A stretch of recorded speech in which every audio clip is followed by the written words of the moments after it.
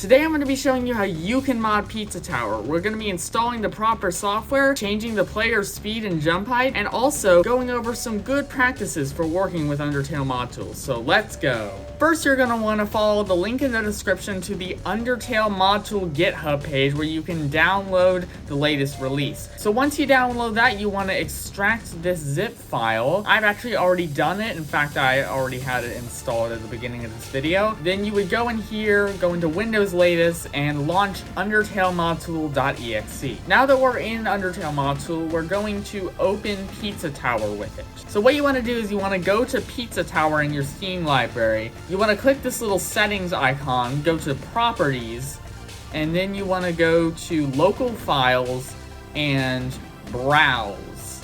And this will open up the Pizza Tower files. And the one we're looking for is right here, data.win. Depending on whether or not you've already ran UndertaleModTool, this may or may not already be openable with UndertaleModTool. So it's like I right click and click open with. If it just shows up as a random file without the blue logo, you want to go into UndertaleModTool and click File, Open. We want to copy the file location of the folder up here. Just paste it in here, it's already there, but you know. And then you want to select data.win. And one more thing, it's probably a very good idea before you make any changes to copy and paste the data.win. I already have it there. Copy the original data.win and paste it and rename it to something like original, because you want to have a backup of the original. Pizza Tower actually takes a fair amount of time to save and load. I think it's because it has so many pieces of art, aka sprites, that it just takes a long time to load, but I might be wrong. It might be something else. All I know is that other games don't take this long. This may seem intimidating at first. One day we'll know what the majority of these do in the future of the series. Here you can actually look at the game objects. So if I search for obj_player, you can see we've got a player object here, and this is where you can see all the information about the object. So here you can also see the sprite it has, as well as the mask it has. This is probably going to be pretty confusing unless you know the basics of GameMaker. For the coding especially, I suggest you refer to the GameMaker manual. UndertaleModTool tries to replicate GameMaker's code. But what we're interested in is the player step 0 script. Now you may be thinking, if we're changing the player's speed and jump height, why don't we go into the create script? Because that's what's called when the player first gets created. And surely they have a variable that marks the player's speed and jump height.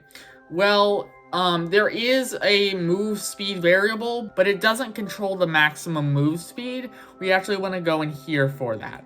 So we're going to go in here. I don't know if you saw that. I pressed the little dot button next to the script in the menu. So we'll look around here. You can see we've got a bunch of scripts here, and we actually don't want to use this script.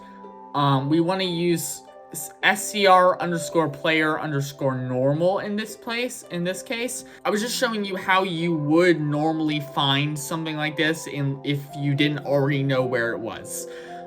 So you can actually press Control and click this and it'll open it. But you could also search it up here. So scr_player_normal. And then you would want to go to the code menu right here, and you would want to click that.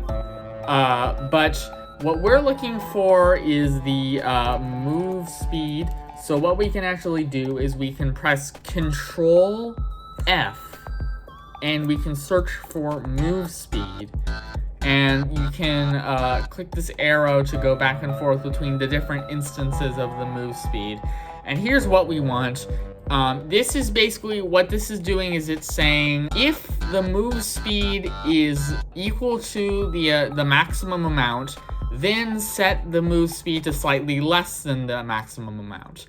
So what we want to do is we want to just set this to like 100 times that. And then we also want to change right here where it's increasing the move speed at a certain speed. We want to change that to 50 so it won't be like slowly speeding up. So now we're going to go to File and Save. And we're going to click data.win and click Yes to overwrite it. And now if we go into the game, it should have a changed player speed. So as you can see, we are now moving incredibly fast, and the jump height just doesn't feel right when we're moving this fast, you know? And also, obviously, if you do any of the special moves, then it won't go that fast because that's a separate value of how fast you go there. But if you're just walking like normally, then it will go pretty fast. So now I'm going to show you how to change the jump height. You should just be able to search for jump in this, and you can see right here. And basically we want this line right here, because basically what this is doing, VSP stands for vertical speed most of the time. And what we want to do here is basically we're setting the vertical speed to be 11 in the upward direction. So we're just going to change this to 1100. Yeah, so let's save that and wait a eternity for it to save. I'll see you then. And now you can see the player speed and the player jump height has changed. In fact, we're just kind of teleporting to the top. That's pretty funny. So yeah, that's the basics of modding a GameMaker game with UndertaleModTool. And now I'll tell you the basics of some good practices with the software. It is a good idea to save. Save, save, save.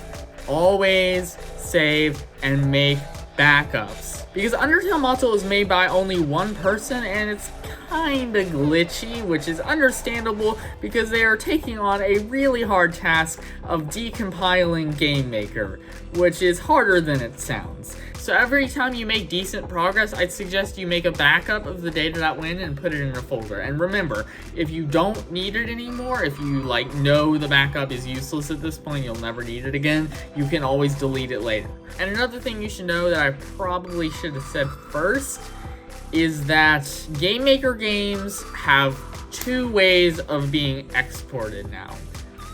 Used to be they just had the virtual machine, which was what UndertaleModTool was built to mod. However, recently GameMaker came out with a new type of exporting called YoYo Compiler, and it is horrible for modders because it changes the entire way that code is exported, and it's really hard to decompile the way that they are writing the code to assembly. So basically, long story short, we can edit everything else, like the objects in the room, which we will learn how to do in the future, and the sprites, which we will learn how to export in the future.